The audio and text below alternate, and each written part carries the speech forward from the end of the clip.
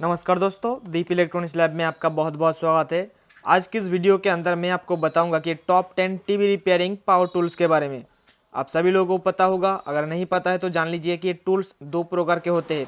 एक तो होता है हमारा नॉर्मल टूल्स, जिसके अंदर स्क्रू ड्राइवर, ट्वीज़र इस तरीके का सामान आते हैं। दूसरा होता है हमारा पावर टूल्स, जिसके अंदर मल्टीमीटर, सोल्डरिंग आयरन, DSO इस तरीके का टूल्स आते हैं।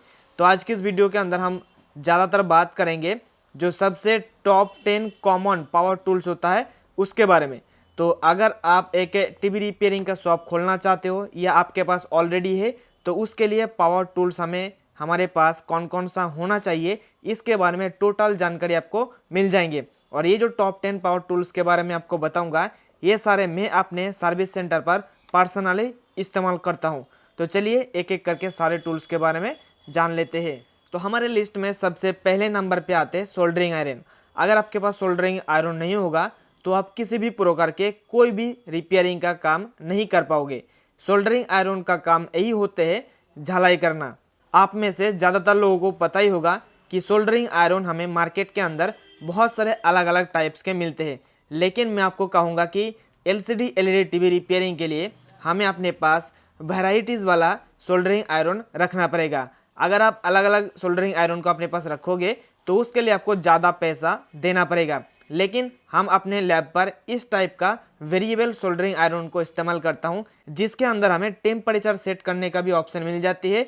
उसके साथ ही साथ इसका जो बीट है, ये बीट भी हमें मार्केट से अलग अलग टाइप का मिल जाती है। जब आप इस टाइप का सोल्डरिंग आयरन मार्केट से खरीदोगे तो उसके साथ ही आपको 5 अलग अलग टाइप का बीट्स मिल जाती है। ये क्या करेगा कि हम अपने काम के अनुसार कोई भी सोल्डरिंग आयरन का बीट को लगा सकते हैं। अगर छोटे आईसीज को पीसीबी से बाहर निकालना है, उसके लिए पतला बीट हम लोग लगा लेता हूं। अगर कोई कंपोनेंट्स निकालना है पीसीबी से, तो उसके लिए हम लोग बड़ा सोल्डरिंग आयरन बीट को इस्तेमाल कर लेता हूं। और हमारे पास आप देख सकते हो 20 से भी ज़्यादा सोल्डरिंग बीट अपने पास रखता हूं, ताकि किसी भी तरह का कोई भी काम हमारे सोल्डरिंग आयरन की वजह से ना अटक जाए। और जो भी काम करता हूँ सारे के सारे प्रोफेशनल तरीके से करता हूँ, इसलिए हमारे पास इतने सारे अलग अलग टाइप का सोल्डरिंग बीट को रखता हूँ। लेकिन जब आप शुरुआती दिन में अपना रिपेयरिंग का शॉप खोलोगे तो आपको एक्स्ट्रा या अलग से कोई भी बीट खरीदने की कोई भी ज़रूरत नहीं है। जो इस टाइप का सोल्डरिंग आयरन के साथ मिलता है वही काफ़ी है। तो ये था हमारा सोल्डरिंग आयरन के बारे में पूरी जानकारी। अब हमारे लिस्ट में 2 नंबर के जो पावर टूल्स है वो है मल्टीमीटर। तो सोल्डरिंग आयरन के बाद हमारा सबसे ज़्यादा इस्तेमाल में होने वाला जो टूल्स होता है वो है मल्टीमीटर। तो आज के ज़माने में जितना अच्छा मल्टीमीटर आपके पास रहेगा, उतना ही ज़्यादा अच्छे से आप कोई भी सर्किट या पीसीबी को अच्छे से चेकिंग कर पाओगे। अगर आपके पास पुराने ज़माने का कोई भी एनालॉग मल्टीमीटर है तो उसके अंदर आपको उतना ज़्यादा अच्छा परफॉर्मेंस या उतना ज़्यादा आपको वैल्यू देखने को नहीं मिलेंगे, जितना आपको एक डिजिटल मल्टीमीटर के अंदर देखने को मिलता है। और डिजिटल मल्टीमीटर के अंदर भी आपको बहुत सारे अलग अलग वैरायटी देखने को मिल जाएंगे। तो हम जब नया शुरुआती दिन में रिपेयरिंग का शॉप खोला था, उस टाइम सिर्फ हम लोग बेसिक एक जो मल्टीमीटर आते हैं डिजिटल मल्टीमीटर, उसको इस्तेमाल करता था।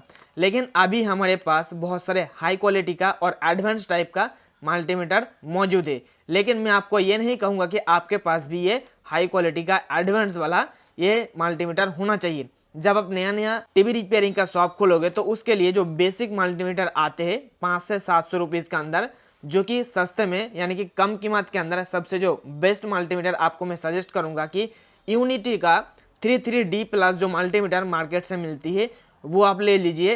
ये तो मैनुअल मल्टीमीटर यानी कि वोल्टेज चेक करने के लिए अलग से सेट करना पड़ता है। लेकिन अगर आपके पास थोड़ा सा ज़्यादा बजट है, 1000-1500 के आसपास, तो मैं आपको कहूँगा कि आप एक ऑटोमेटिक वाला मल्टीमीटर लीजिए। इसमें क्या होता है कि ऑटोमेटिक मल्टीमीटर पे हमें कोई भी वोल्टेज सेट करने के लिए हमें नॉब को नहीं घुमाना पड़ता है।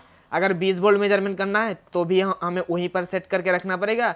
अगर 600 वोल्ट मेजरमेंट करना है तो भी हमें उसी जगह पर सेट करके रखना पड़ेगा। लेकिन मैनुअल मल्टीमीटर में क्या होता है कि तो अगर हमें 20 वोल्टेज को या 20 वोल्टेज को मेजरमेंट करना है तो हमें 20 वोल्टेज को हमें नॉब के मदद से सेट करना पड़ेगा।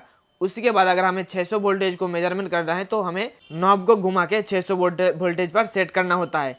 लेकिन ऑटोमेटिक मल्टीमीटर में क्या होता है कि हमें एक जगह पे वोल्टेज पे सेट कर दूंगा, वहाँ पे हमें 0 वोल्ट से लेकर 600 वोल्ट तक कोई भी मेजरमेंट करेंगे तो आराम से मेजरमेंट हो जाएगा, कोई भी हमें चेंजेस नहीं करना पड़ेंगे। तो इसीलिए अगर आप शुरुआती दिन में हैं, आपके पास मल्टीमीटर को खरीदने के लिए सिर्फ और सिर्फ 500 या 600 रुपीज़ का बजट है, तो आप यूनिटी का 33D प्लस आप मल्टीमीटर ले लीजिए। ये मैं पहले जो अब शुरुआती दिन में शुरू करा था अपना रिपेयरिंग शॉप, तो यही मल्टीमीटर को मैं इस्तेमाल करता था। लेकिन अभी देखिए ये वाला मल्टीमीटर के साथ साथ हमारे पास ये डिजिटल ऑसिलोस्कोप भी है, जिसके अंदर ऑसिलोस्कोप और मल्टीमीटर दोनों मौजूद है। तो इसके ऊपर मैंने अलग से वीडियो बना के रखा हूँ कि ये मल्टीमीटर आप कहाँ कहाँ पे कैसे इस्तेमाल कर सकते हो, उसके बारे में पूरी जानकारी आपको मिल जाएंगे। तो ये तो हो गई हमारा मल्टीमीटर के बारे में जानकारी। अब हम तीसरी नंबर पे जो टूल्स हमारा है पावर टूल्स, उसके बारे में बात करते हैं, वो है SMD रिवर्क स्टेशन। बहुत सारे लोग इसको SMD मशीन भी बोलते हैं। हमारे पास लगभग 6 साल से भी ज़्यादा समय से ये KT888D का एक छोटा सा और कॉम्पैक्ट साइज का ये हमारे पास SMD मशीन है। ये SMD मशीन मैंने दिल्ली लाजपत राय मार्केट से ख़रीदा था, जो कि अभी भी हमारे साथ काम पे आ रहा है या काम चल रहा है, और आज तक मैंने एक भी कोई भी इसका एलिमेंट चेंज नहीं करा हूँ। इसका हैंडल भी काफ़ी ज़्यादा प्रीमियम क्वालिटी का है और परफॉर्मेंस एकदम उम्दा परफॉर्मेंस है इसका। लेकिन अभी क्या है कि ये SMD मशीन हमें मार्केट से नहीं मिलता है, ये बंद हो चुका है। तो इसके बाद मैंने एक अलग एक SMD रिवर्क स्टेशन के बारे में बताया था, लेकिन अभी वो मार्केट से नहीं मिल रहा है। लेकिन जैसे ही आएंगे हम अपने वेबसाइट पर लॉन्च कर दूंगा। जो कि आपको बताना चाहूँगा वो है कि हिको HIKO हिको ब्रांड का है, और आपको सभी जगह पे नहीं मिलता। अगर आप दिल्ली से हो तो आपको वहाँ से मिल सकता है, लेकिन कहीं पे आपको नहीं मिलेगा। ये SMD मशीन का काम क्या होता है ये समझ लेते हैं। SMD मशीन क्या होता है कि आप लोगों को पता होगा कि हमारे LCD LED TV मदरबोर्ड के अंदर जो कंपोनेंट्स को इस्तेमाल किया जाता है, ज़्यादातर कंपोनेंट SMD पैकेज में होता है, यानी कि बोर्ड के ऊपर प्लेस किया जाता है।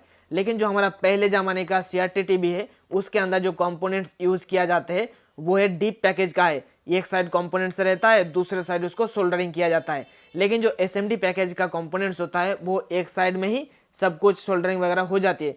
तो उस टाइप का कंपोनेंट्स को खोलने के लिए हमें ज़रूरत पड़ती है SMD रिवर्क स्टेशन, जो कि बहुत सारे लोग SMD मशीन भी बोलते हैं। तो ये आपके पास एक होना ही चाहिए।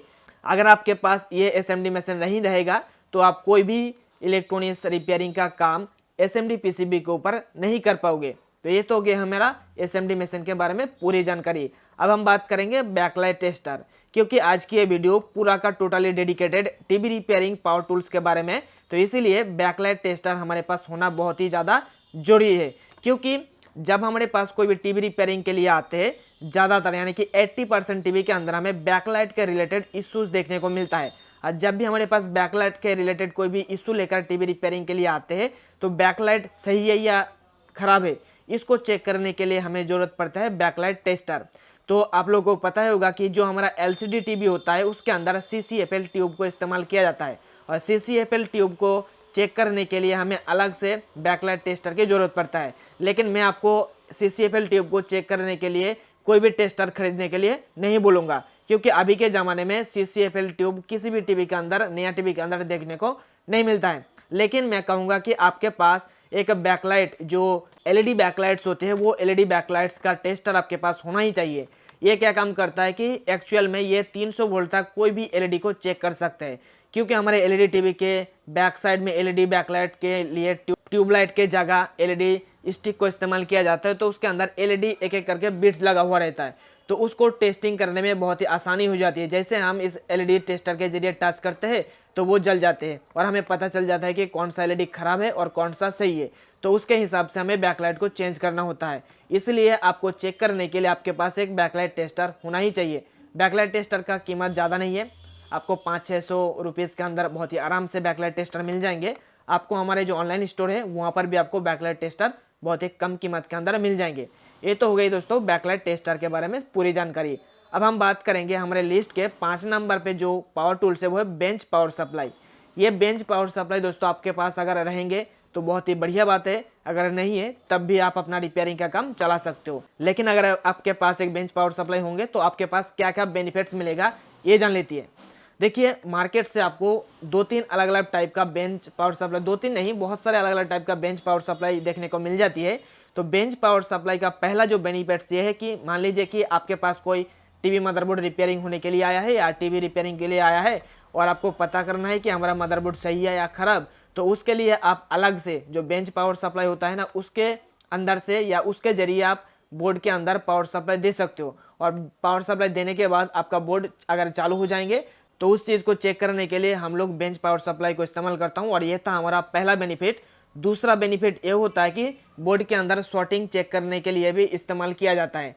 तो शॉर्टिंग कैसे पता चलेगा कि बहुत सारे ऐसा हमारे पास ये जो मॉडल का बेंच पावर सप्लाई है, इसमें क्या होता है कि चेकिंग करने के समय या हम लोग सबसे कम वोल्टेज देता हूँ, कम वोल्टेज के देने के बाद जब भी हमारे इसके अंदर रेड लाइट जल जाती है तो हमें पता चल जाता है कि यहाँ पे इसका शॉर्टिंग है। हालांकि आप शॉर्ट मल्टीमीटर से भी चेक कर सकते हो, लेकिन कई बार हमें ये बेंच पावर सप्लाई को भी इस्तेमाल करना पड़ता है शॉर्टिंग को चेक करने के लिए। और तीसरा जो सबसे बड़ी बेंच पावर सप्लाई का हमें एडवांटेज देखने को मिलता है कि शॉर्ट किलर, यानी कि शॉर्ट किलर अगर आप मार्केट से अलग से खरीदने जाओगे तो उसके लिए आपको बहुत ज़्यादा पैसा देना पड़ता है। लेकिन जब आप बेंच पावर सप्लाई शुरुआती दिन में खरीदने जाओगे तो उसके अंदर ज़्यादा एम्पेयर वाला लीजिएगा। तो ज़्यादा एम्पेयर लेने से क्या होता है कि हमें छोटे मोटे जो पैनल के अंदर शॉर्ट होता है उस शॉर्ट को रिमूव करने के लिए हमारा बेंच पावर सप्लाई काफ़ी ज़्यादा मदद करते हैं। तो हमारे बेंच पावर सप्लाई के बारे में हो गई पूरी जानकारी।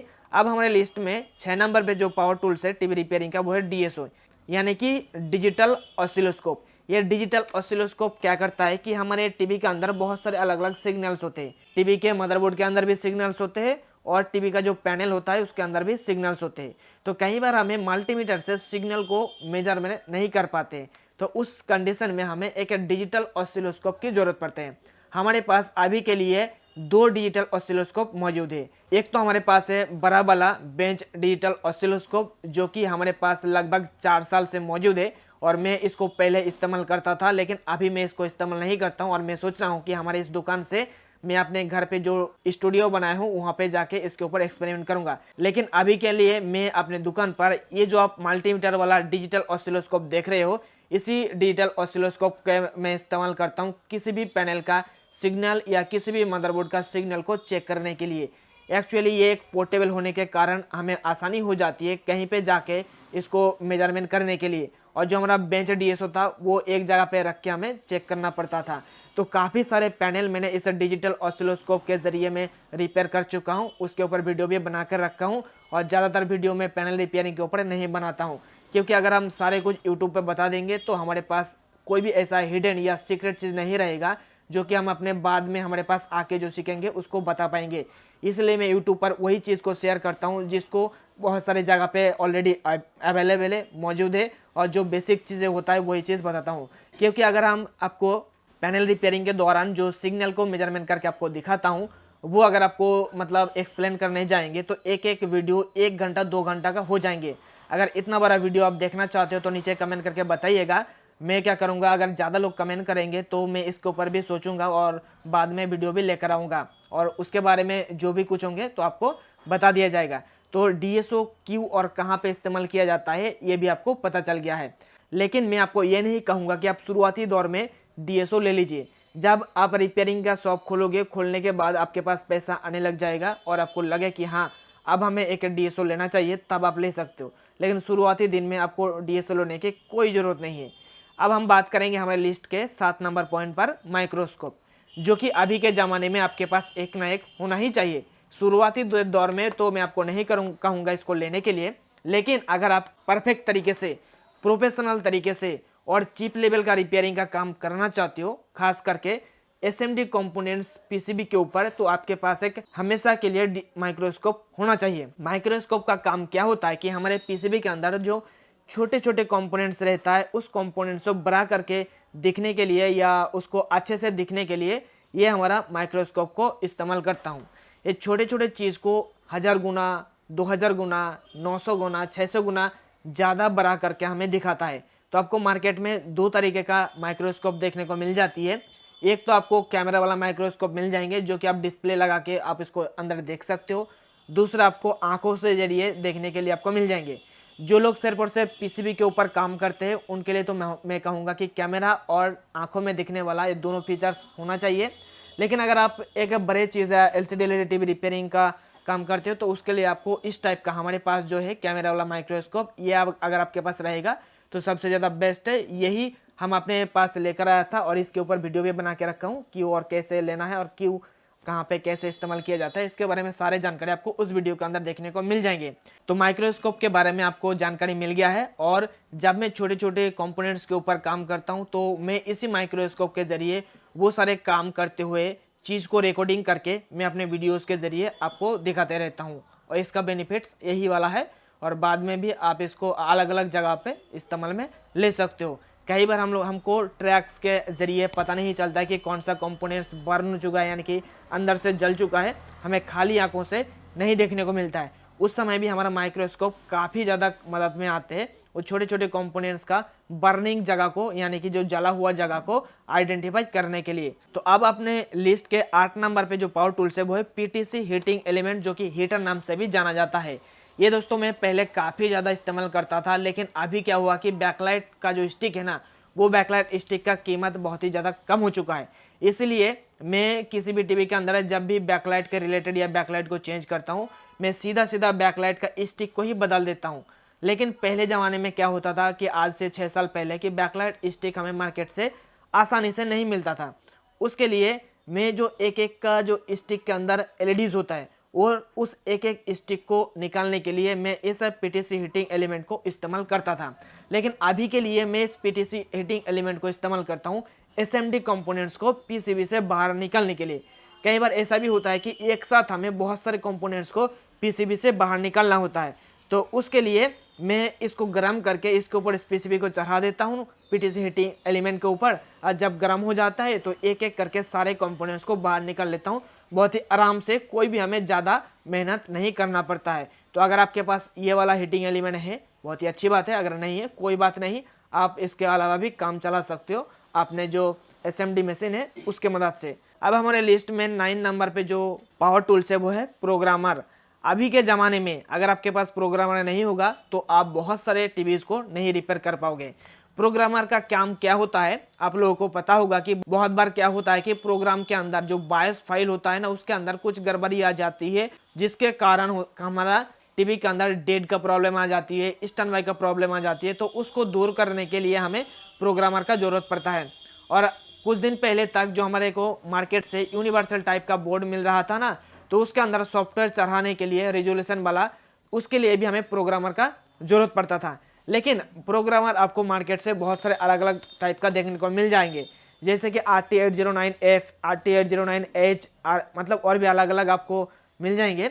लेकिन मैं आपको कहना चाहूँगा कि अगर आप स्मार्ट टीवी का रिपेयरिंग का काम करोगे तो स्मार्ट टीवी के अंदर जाहिर सी बात है जो बायोस आईसी या जो प्रोग्रामिंग के लिए जो आईसी को इस्तेमाल किया जाता है उसको बोला जाता है eMMC आईसी। तो उस आईसी को रीड और राइट करने के लिए सबसे जो अच्छा प्रोग्रामर माना जाता है वो UEFI वॉक्स को माना जाता है। तो इसके ऊपर अगर हम विस्तार से बात करने जाएंगे तो लगभग 2-2.5 घंटा हो जाएगा, इसलिए मैं छोड़ देता हूं आप लोगों के ऊपर। अगर आप देखना चाहते हो प्रोग्रामर के ऊपर एक डेडिकेटेड वीडियो तो नीचे कमेंट करके बताइएगा कि प्रोग्रामर कितने टाइप का होता है, और स्मार्ट टीवी को प्रोग्राम करने के लिए सबसे द बेस्ट जो प्रोग्रामर होता है वो कौन सा है, कैसे प्रोग्राम को रीड किया जाता है, कैसे राइट किया जाता है, कैसे सॉफ्टवेयर का इश्यू को सॉल्व किया जाता है हमारे टीवी के अंदर।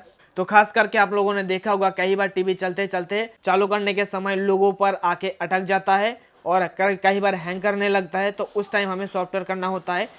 ज़्यादातर जो प्रॉब्लम हमें सॉफ्टवेयर के रिलेटेड इशू आते हैं ना, वो डेड कंडीशन में जब टीवी जाते हैं, डेड कंडीशन में जाने के बाद सभी जगह पे वोल्टेज बिल्कुल बराबर होता है, एकदम ओके कंडीशन में होता है, लेकिन हमारा टीवी चालू नहीं होता है। उस कंडीशन में सॉफ्टवेयर करना पड़ता है हमें जो स्मार्ट बोर्ड होता है उसके अंदर, तो उसके लिए प्रोग्रामर को इस्तेमाल किया जाता है।